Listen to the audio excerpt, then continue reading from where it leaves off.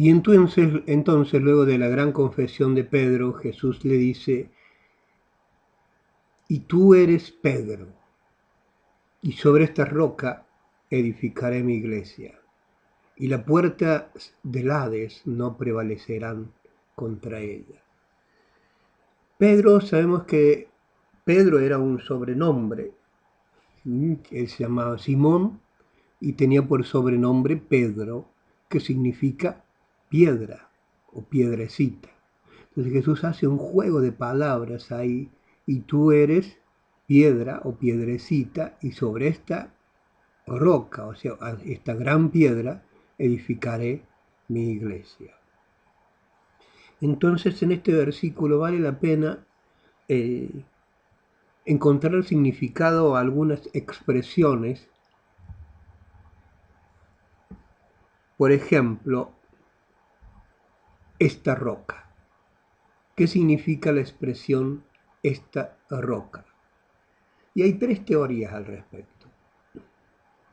Hay tres teorías. Dice que sobre esta roca edificaré mi iglesia. ¿Sobre qué o sobre quién Jesús va a edificar su iglesia? Bien, una de las teorías sostiene que la roca es Cristo, como dice 1 Corintios capítulo 3, versículo 11. Ahí claramente dice que la roca es Cristo, que es el fundamento, y la iglesia está edificada sobre Jesús como fundamento. Entonces es una teoría bastante acertada, coherente, es algo real. La iglesia sin Cristo no existe. Sin Cristo es un club social. Entonces, esa sería una de las posibilidades, que cuando Jesús dijera, y sobre esta roca edificaré mi iglesia, se estuviera refiriendo a sí mismo como si es como si se registrara lo escrito, pero no lo que está entre líneas o lo señalado. Como yo me imagino a Jesús señalando a Pedro y diciéndole, y tú eres Pedro, y lo señala a Pedro. Y sobre esta roca, y vuelve su mano señalándose a sí mismo. Es una teoría. ¿Tiene sentido? Sí, tiene sentido. Otra posibilidad es que la roca es la confesión de fe. O sea, la confesión de fe, lo que dijo Pedro, tú eres el Cristo, el Hijo del Dios viviente. Esta teoría es bastante coherente, tiene mucho sentido, porque todos entramos a la iglesia mediante la confesión de fe, reconociendo que Jesús es el Señor, reconociendo a Jesús como nuestro Salvador. Es la confesión de fe, y tú eres el Cristo, eres el Salvador, eres nuestro libertador, eres nuestro Señor.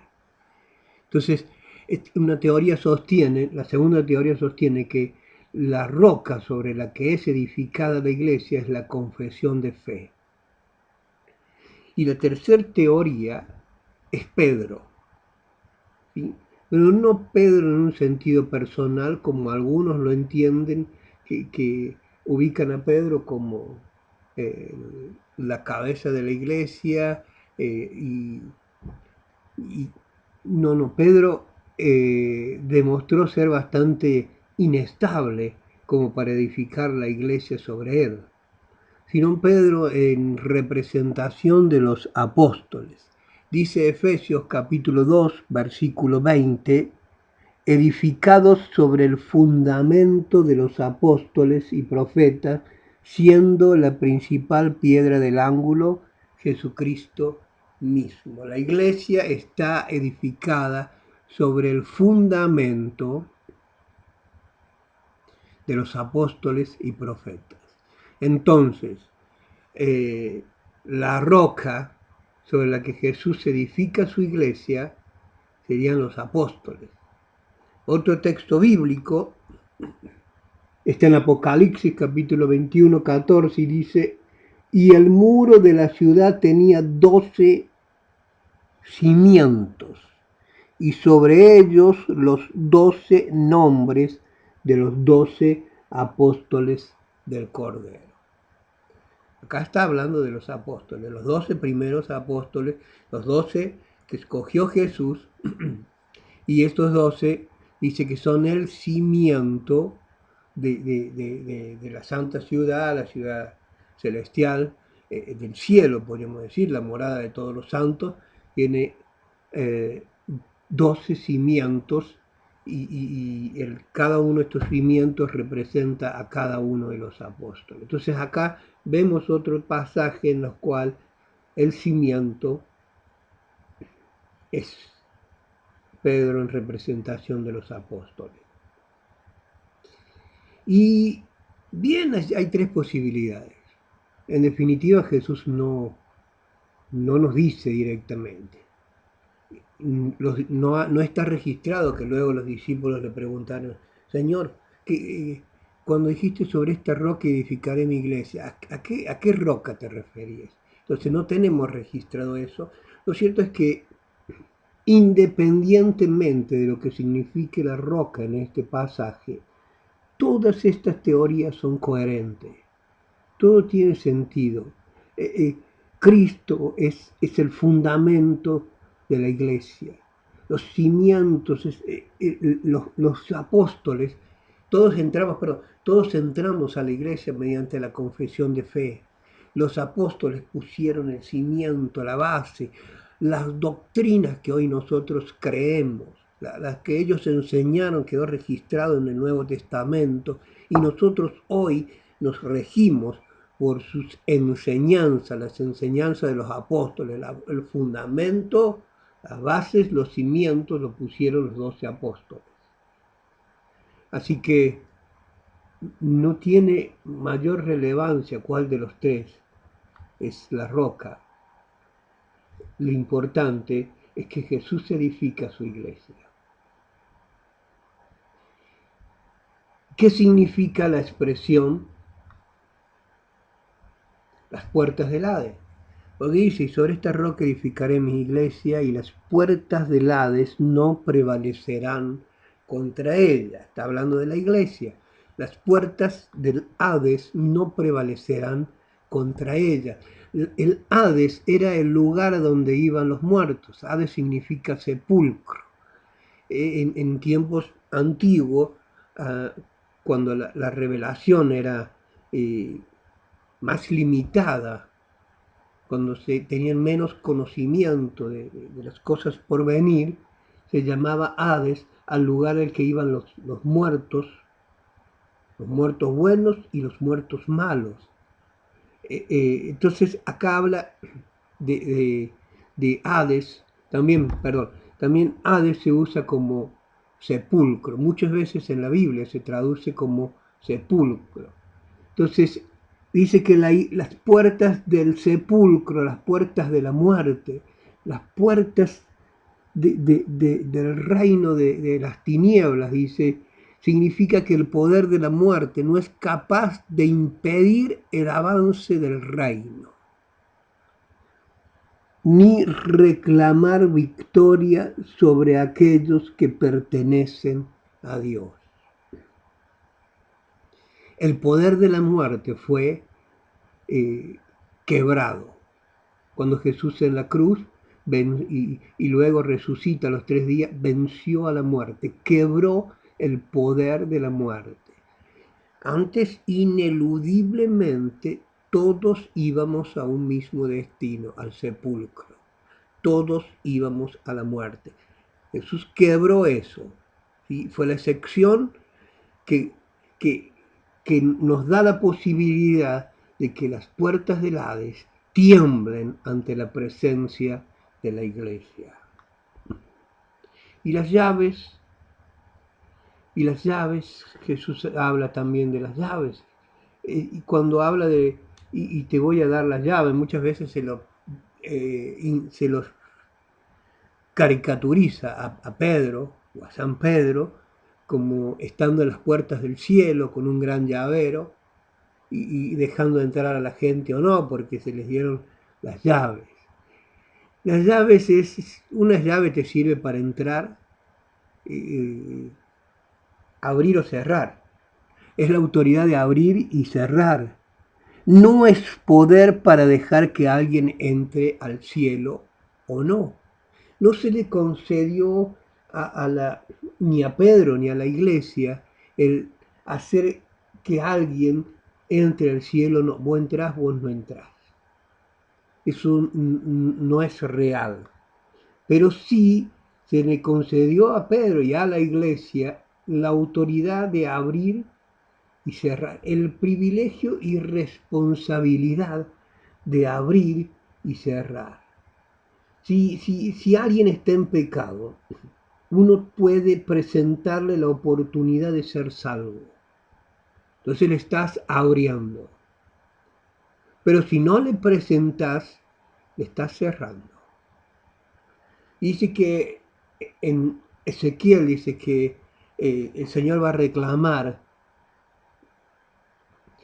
perdón, el impío va a morir por su maldad, pero su sangre demandaré de tu mano.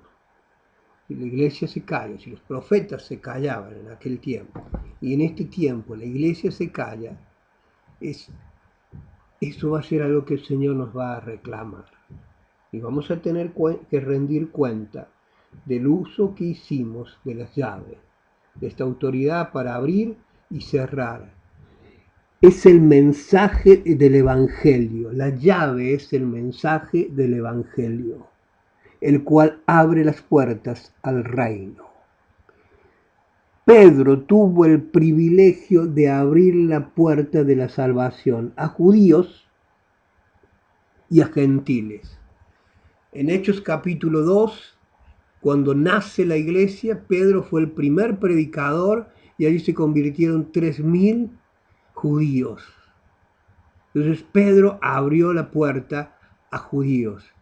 Y luego lo encontramos en Hechos capítulo 10, en la casa de Cornelio, un romano y todos sus invitados, y allí también predicó y no solamente fueron salvos, sino llenos del Espíritu Santo, igual que en Hechos 2. Y lo cierto es que Pedro abre también la puerta a los gentiles. Y tú eres Pedro, y hay otra expresión más que utiliza el Señor, que la vamos a considerar porque a veces se presta a confusión, y se refiere al poder de atar y desatar. Lo que ates en la tierra será desatado en los cielos, atado en los cielos y viceversa. ¿A qué se refiere con el poder de atar y desatar? Puede ser autoridad para disciplinar. Es una teoría. Atar y desatar se ha utilizado muchas veces se lo ha utilizado mal, por la interpretación y la enseñanza de otros textos bíblicos. Puede referirse a la autoridad para disciplinar que el Señor le da a la iglesia. En Mateo capítulo 18, del versículo 17 y 18, dice: y si no les oyere a ellos, dilo a la iglesia. Paramos un segundito. Dice, si uno lee el contexto de Mateo 18, si alguien peca contra ti, habla con él a solas. Si no te oye, háblale con 2 testigos. Si no los oye, y eso es lo que dice este versículo, si no los oye a ellos, o sea, los testigos, entonces hay que hablar, la iglesia tiene que hablar. Y si no escucha a la iglesia, tenle por gentil y publicano. Hay un detalle acá a considerar, que Dios no le da a Pedro la autoridad para disciplinar, no es una autoridad que está solo sobre Pedro, como una cabeza, autoridad máxima, sino que se la da a la iglesia, si no oyere a la iglesia. Se la da a Pedro en representación de la iglesia. ¿Sí? Y fíjese que este texto dice, si no oyera a la iglesia, tenle por gentil y publicano. Y cuando habla de tener a alguien por gentil y publicano, dice, tenerlo por pagano. Está hablando de un hermano. Si un hermano tiene una conducta pecaminosa, le habla si no quiere cambiar, le habla, la iglesia le habla y no quiere cambiar, Entonces la iglesia tiene la autoridad de disciplinarlo y la última carta que tiene la iglesia es la de declararlo un pagano, considerarlo no cristiano. Casi que suena violento, pero es echarlo de la iglesia. Entonces, atar y desatar, de cierto os digo, que todo lo que atéis en la tierra será atado en el cielo, eso dice el versículo 18, recién estuvimos mirando el 17, y luego continúa con el 18, que es en el cual habla también de atar y desatar. Por eso es que nos inclinamos por esta interpretación de la disciplina dentro de la iglesia. Pero si no, de cierto os digo que todo lo que atéis en la tierra será atado en el cielo y todo lo que desatéis en la tierra será desatado en el cielo. Para disciplinar, Dios apoya a la iglesia cuando ésta disciplina a sus miembros por mala conducta. La autoridad no es Pedro solo, sino todas las iglesias locales. Cada iglesia local tiene la autoridad de disciplinar a sus miembros cuando tienen mala conducta, que más mal que bien hacen. ¿Sí? Y acá Jesús dice, habla de esto, de atar lo que atáis en la tierra será atado en el cielo y todo lo que desatéis. Es exactamente el mismo texto que utiliza anteriormente, la misma metáfora de atar y desatar. 1 Corintios 5, capítulo 1 al 5, capítulo 5, perdón, del versículo 1 al 5, que habla de un caso de inmoralidad. Y si Pedro reprende a los corintios porque había una persona que estaba conviviendo con, con su madre o con su madrastra, ¿sí? La que era esposa de su padre, eh, conviviendo en pecado con cosas que ni siquiera los paganos hacen, según las palabras de Pablo, aquí dice, y ustedes están ahí muy tranquilos y no hacen nada no han hecho nada para que fuese quitado de en medio de vosotros. Versículo 2 dice, esta persona no puede estar en la iglesia. Eso es lo que dice 1 Corintios 5, 2. Esta persona no puede estar en la iglesia. Claro que tenemos que relacionar ambos pasajes, porque el pasaje anterior nos habla de un procedimiento. No es que lo pescas a alguien y chao, lo echas de la iglesia. No, habla de un procedimiento. Dale una oportunidad de que se arrepienta. Dale una segunda oportunidad de que se arrepienta. Dale una tercera oportunidad de que se arrepienta y chao. Que no han hecho nada para quitarlo de en medio de vosotros. Y el versículo 5, acá utiliza esta expresión muy fuerte el apóstol Pablo, es un versículo que muchos lo esquivan, pero si lo ponemos en contexto tiene mucho sentido. El tal, está hablando de este señor que hablamos, el pecador de